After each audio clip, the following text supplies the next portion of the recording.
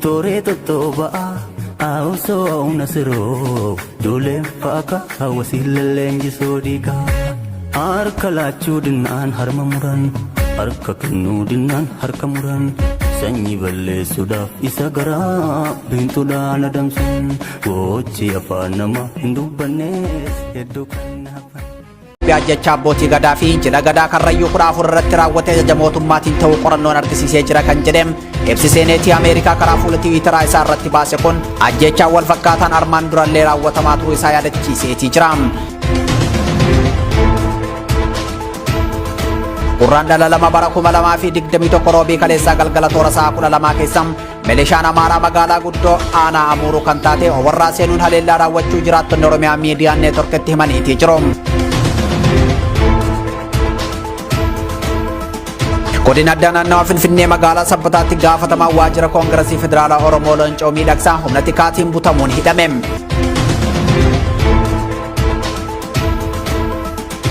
Hooggantoonni addunyaa fi Afrikaa waraanni waliin Itoophiyaa akka dhaabbatuuf yaamicha dhiyeessaatii jiru. Barreessaan olaanaan dhaabbata mootummoota gamtoomanii Antooniyoo Gutaareezii fi pirezidaantiin Keeniyaa Uhuruu Keeniyaataa Itoophiyaan dhukaasa dhaabuun araara biyyoolessaa taasisuu qabdi jechuun yaamicha dhiyeessaniitii jiru.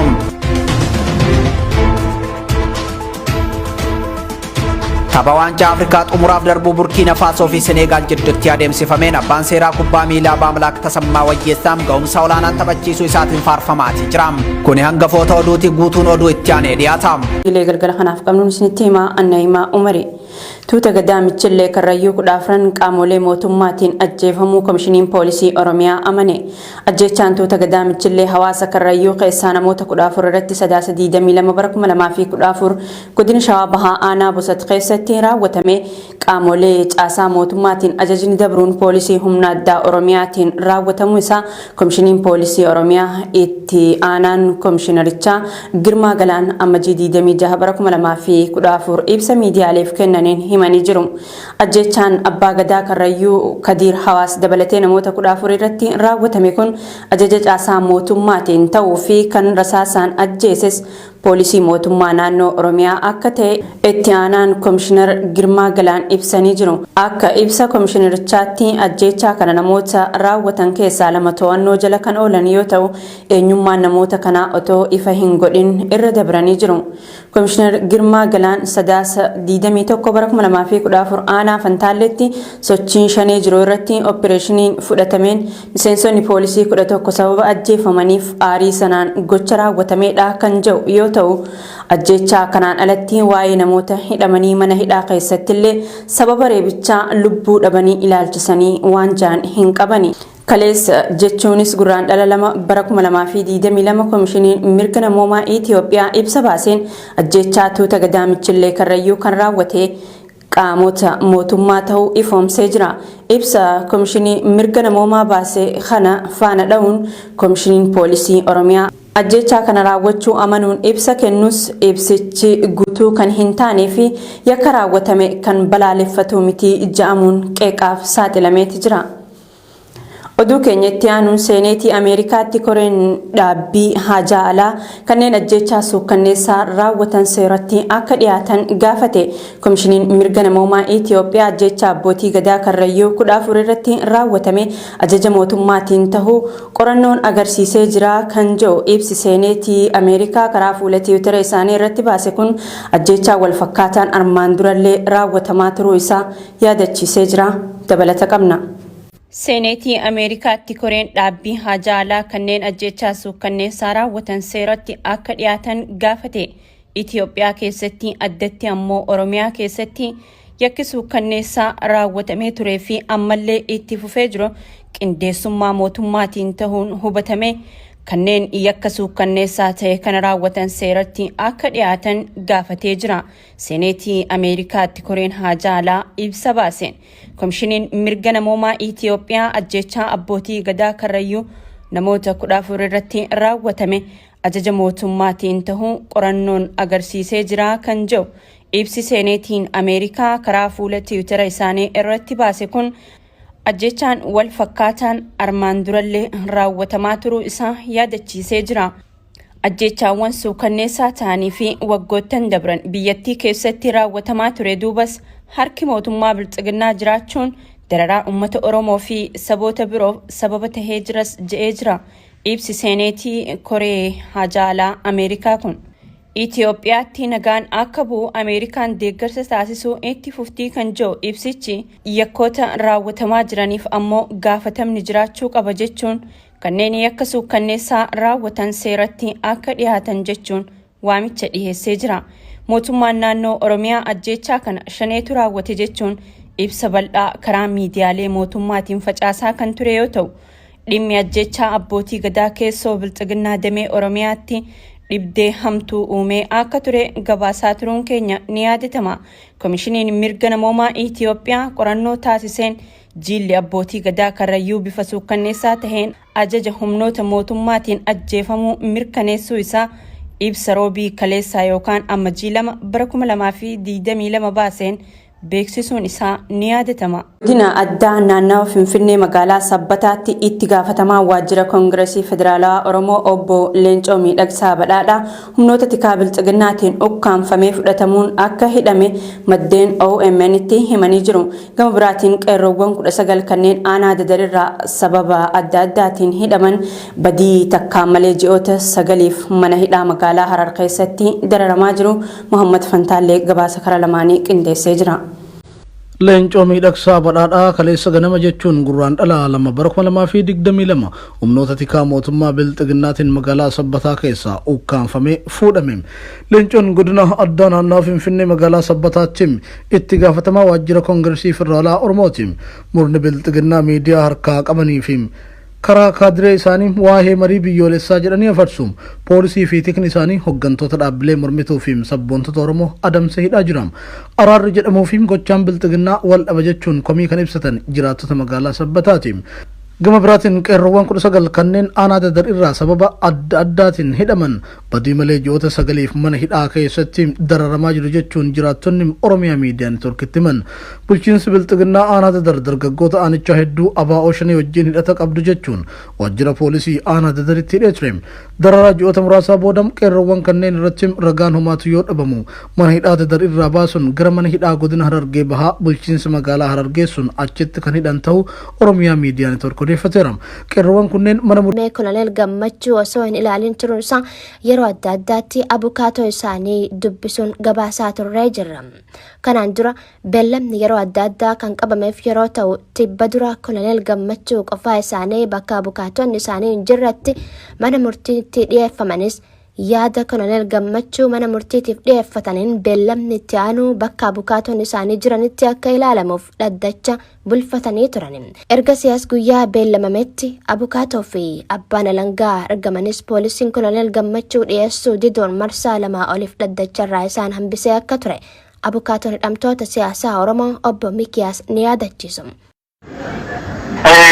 Har'a mana murtii waliigala federaalaatti dhaddacha lammaffaa kan waliyyannoo dhimma yakkaa ilaaluu irratti kan dhiyaatani. Beellamni kan qabame silaa iyyannaa nuyi dhiyeessine irratti ajaja kennuuf ture. Iyyannaa nuyi kanaan dura dhiyeessine immoo Koloneel Gammachuu Ayyaanaa fi namoota biroo kaan namoota 3 dabalatee kanaan dura manni murtii olaanaa federaalaa himannaa shororkeessummaa isaaniitti himatamanii turanii ragaa ilaalee wanti isaanii balleessaa jechisiisan jiru jechuudhaan ofirraa ittisuu otoo barbaachisin jedhee bilisaan gadi isaan dhiisee ture. Beellama sadaffaa irratti manni murtii poolisiin akka dhiyeessuuf jala murtii dabarsee ture kan jiru obbo Mikiyaas beellama itti aanu gurraandhala 2 bara 2022 irratti Koloneel Gammachuun dhiyeeffamanis abukaatoon seeraa guutuu miti jechuun manni murtichaa beellama yeroo 4ffaaf gurraandhala 3 2022 jechuunis har'atti akka bulfate himamu. Dhaddacharraa irratti Koloneel Gammachuu Ayyaanaa abukaatoo isaanii fi garee abbaa alangaa dhiyaatanis har'a sababa abbootiin seeraa guutuu miti ja'uun galmeen osoo hin ilaalamin hafeeti jiraa ja'u obbo Mikiyaas. Mirga namoomaa kan seera idil-addunyaa heera mootummaa keenyaanis beekamtii kan qabu namni himatame tokkoffaa saffisaan mirga haqaa argachuu qaba. Namni bilisa bahe immoo haal duree tokko malee gadhiifamuu qaba. Manni murtii sababa adda addaa uumuudhaan Akka dhaabbataatti yoo abbaan seeraa tokko haase abbaan seeraa biraa bakka buusuudhaan mirga namaatiif deebii hatattamaa kennuutu irra ture. Suni raawwannee. Adeemsi mana murtii kun hedduu kan nama aarsuu fi seer-alummaa kan calaqqisuudha kan jaane abukaatoon isaanii kun biyya kana keessatti poolisiin ajajaa mana murtii hin fudhatu. Abbaan seeraas yoo fedhe dhaddacharraa hafa. Kun immoo olaantummaa seeraa xiqqoo illee dhibuu agarsiisaa jiru komatu. Manni murtichaa ammas dabalataan galmee himannoo Koloneel Gammachuu Ayyaanaa ilaaluuf beellama haaraa gaafa gurraandhala 9/2022tti bulfateeti jira. Sochiin milishaa naannoo Amaaraa gandoota baadiyyaa aanaa Amuruurraa gara magaalaa aanaa to'achuutti ce'uu jiraattonni himanii jiru. Kaleessa galgala haleellaa milishoonni kunniin magaalaa Oborraatti bananiin jiraattota irraa obbolaan 2 ajjeefamanii namoonni biroo madaa'uun himamee jira. Gabaasaa qindaa'ee Muhammad Fantaalleetu dubbisa. Gurraandhala 2 bara 2022 kaleessa galgala toora sa'aatii 12 keessa milishaan naannoo Amaaraa magaalaa guddoo aanaa Amuruu kan taate Oborraa seenuun lubbuu nama 2 galaafachuu jiraattonni achirraa dubbisne OMN itti himan.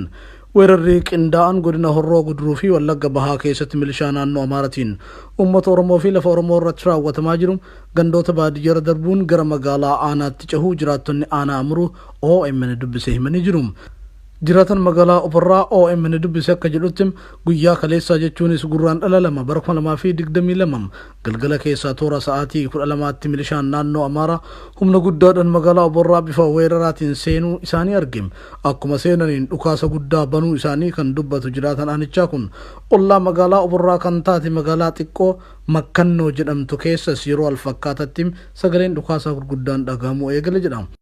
Ayyee guyyaarraa tilmaama sa'aatii 12 irratti finxaaleeyyiin mootummaa naannoo Amaaraarraa hidhannoo guutuudhaan hidhatanii kan jiran magaalaa Oborraa keessaa kan kaan qubsiifamanii jiran gosa lamaani.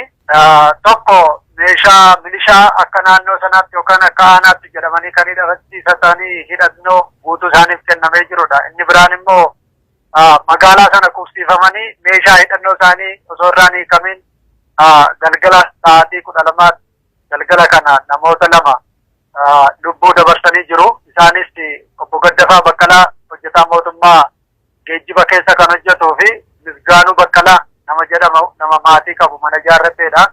Inni biraan immoo Lammeessaa Kumillaachoo nama jedhamu barataadha. Umurii waggaa 13 kan ta'e inni lubbuudhaan ooluu dhiisuus danda'a. Buufata seenee jira. Garuu lubbuun nama 2 guyyaa har'aa aanaa Amuruu dhabdee jirti. Humnoonni kunniin humnoonni federaalaa fi humni addaa konkolaataa isaaniitiin magaalaa keessa deemanii uummata bittinneessaa kan turan ta'uu jiraattonni himanii jiru. Bulchaan godina Horroo Guduruu Wallaggaa guyyaa kaleessa Shaamburraa gara aanaatti dhufuun magaalaa Oborraa keessa akka ture kan himu madda odeeffannoo bulchiinsa aanichaa keessaa dubbisne. Dhufaatiin bulchaa godinichaa fi weerarri milishaa naannoo Amaaraa gara magaalaatti ol dhufuunsaa walqabachuu fi walqabachuu dhabuu waan mirkaneeffanne hin qabnu jedhama. Dhukaasa sa'aatii tokkoof adeemsifame kanaan milishaan naannoo Amaaraa bilisummaadhaan magaalaa qaxxaamuranii dabruu kan himan maddeen OMN kun gandoota baadiyyaa aanichaa hunda erga weeraranii booda gara aanaa ollaatti dabraa jiraachuu akka hin oolle himama.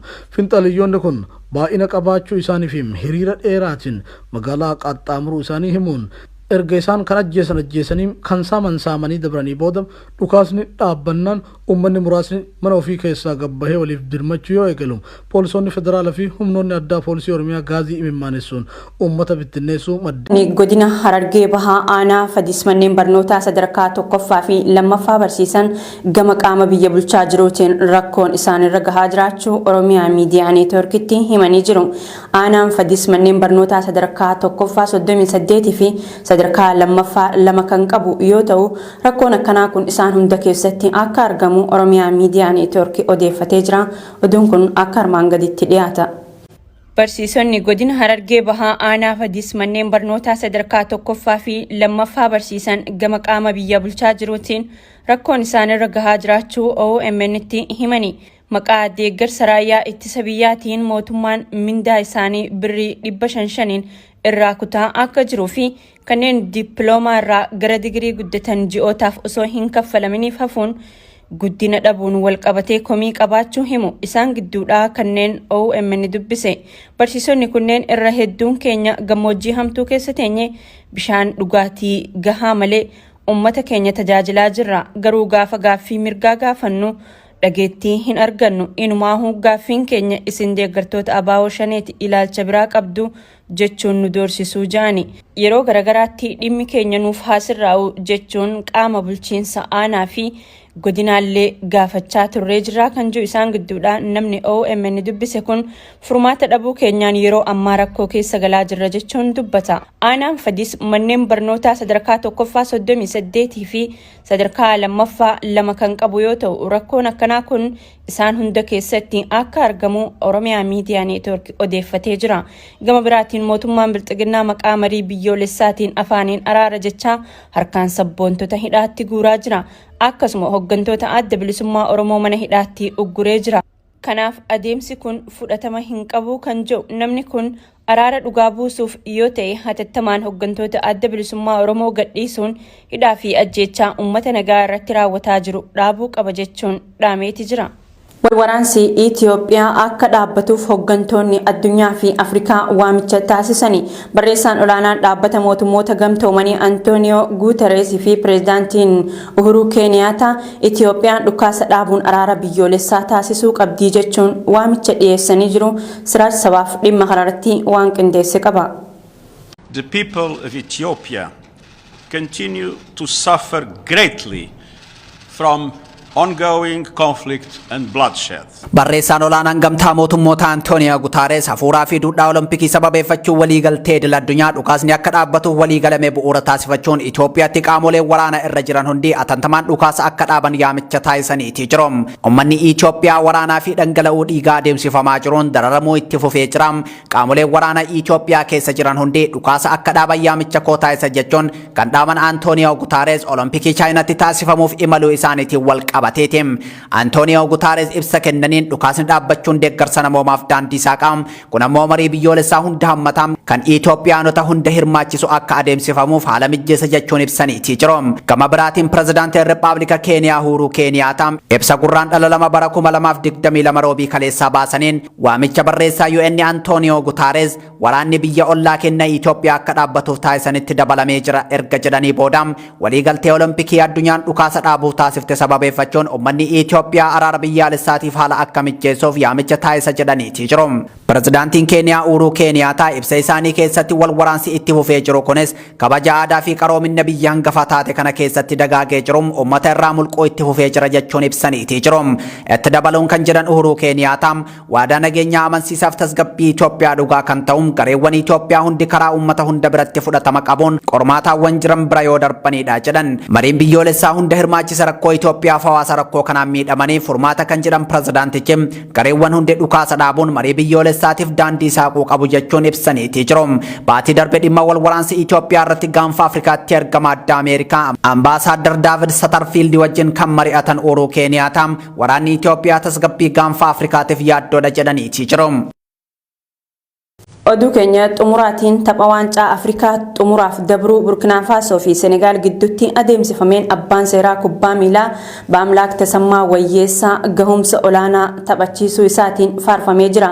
Tapha waancaa Afrikaa walakkaa xumuraa Burkina Faso fi Senegaal gidduutti adeemsifameen Senegaal 3 fi takka Burkina Faso mootee irratti murteessaan kubbaa miilaa lammii Itoophiyaa Baamlaak Tasammaa Wayyeessaa VAR viidiyoo abbaa murtee gargaaruu fayyadamuun Senegaaliif rukuttaa walabaa yookaan peenaaliitiin akka hin kennamne murteessuu isaa hordofee dinqisiifattoonni kubbaa miilaa abbaa murtee kana jajaa jiru. Siraaj sabaaf gabaasa bal'aa qopheessee jira. Tapha waancaa Afrikaa 33ffaa biyya Kaameruunitti adeemsifamaa jiruun murteessaa taphichaa ta'uun gara Kaameruun kan imale Baamlaak Tasammaa Wayyeessaa tapha Burkiinaa Faasoof Senegaal ga'umsaan tapsiisuu isaatiin jajamaati jira. Tapha walakkaa xumuraa Burkiinaa Faasoof Senegaal jidduutti adeemsifameen Senegaal 3 fi takkaan adabuun tapha waancaaf kan darbite yoo ta'u daqiiqaa 70ffaa irratti kubbaa koolii balii Kaalidoo irraa kennamtee Muhammadoo Daayiloon goolitti jijjiiruun Senegaaliin dursa qabsiise. Daqiiqaa 76ffaa irratti kubbaa taphataa Liivarpuul Sadio Maanee irraa kennamte jedhamte Bamba Diengim goolitti jijjiiruun carraa waancaa Afrikaaf darbuu Senegaal bal'ise. Daqiiqaa 87 irratti taphataan sarara duraa Liverpool Sadio Maneen kubbaa bu'aanaa saar irraa kennamte galchuun Senegaal 3-1 akka mo'attu taasise. Kubbaa takkatti mo'atamuu jalaa Burkina Faso hin baasne daqiiqaa 82 irratti kan galche Ibrahim Toureedha. Tapha eeggamaa Burkina Faso Senegaal jidduutti adeemsifame abbaa murtee jidduu ta'uun kan tapsiise lammii Itoophiyaa Baamlaak Tasammaa Wayyeessaati.